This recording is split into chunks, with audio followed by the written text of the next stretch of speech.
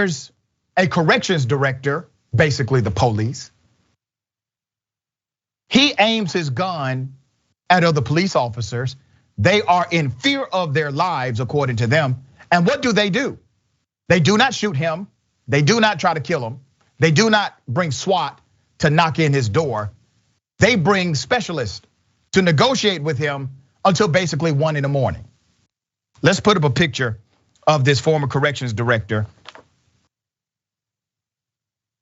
This is in Arizona, Tempe, Arizona. A former director of prisons had a blood alcohol level above the legal limit when he engaged in a 3.5-hour standoff with police last month.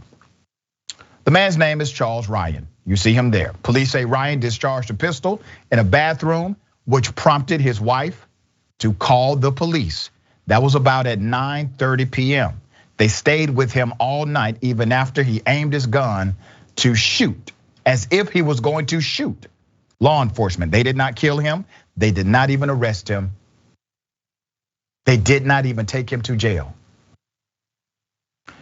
One of the officers at the scene said, and I quote, "I feared for my life," after Charles Ryan did not comply with police commands to put down the weapon in his hand. Charles Ryan was looking at the officer from inside his open garage. The officers were using a tactical vehicle in Charles Ryan's driveway as cover.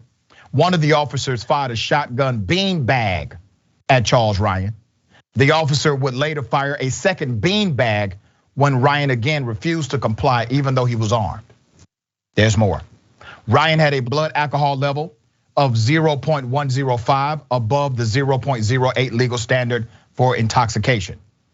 Ryan's wife, Kathleen Ryan, told police Charles Ryan had consumed half a large bottle of tequila on the day of the standoff. The standoff ended peacefully at 1 a.m. It started at 9:30 p.m. January 7, Charles Ryan's wife and his 32-year-old daughter, who lives at the home, they were unharmed. Police confiscated 16 pistols and shotguns in the home.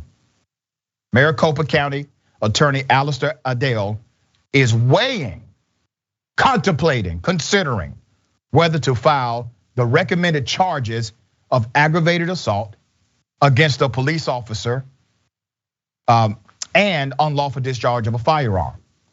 Charles Ryan retired as Arizona Corrections Director in 2019. He was well known in that area after a scathing report that he ignored persistent problems and broke in prison cell locks that put both correction officers and inmates at risk. So he was horrible at his job, didn't give a damn about the people under his authority, under his care. So now he's at his home.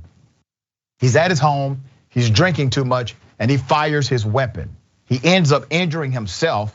Police are called. His wife and his daughter, they're scared, they're terrified. Police come, they give this man every benefit of the doubt. Let me tell you why they give him every benefit of the doubt. Even though he aims a gun at them, even though he's heavily armed, even though he has already discharged his weapon, even though the cops say, I was in fear of my life, but nobody shot him because he was a white man they respected.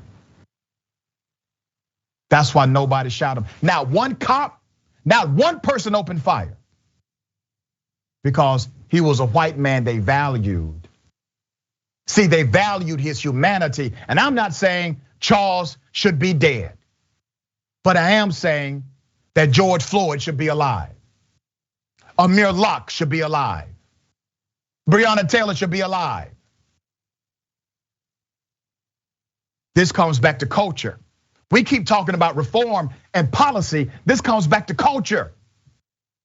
Don't quote statute to me when we know this is all about the way they perceive humanity and how humanity becomes of a different scale of value based on the skin color, reputation, and class of the individual that's in front of them.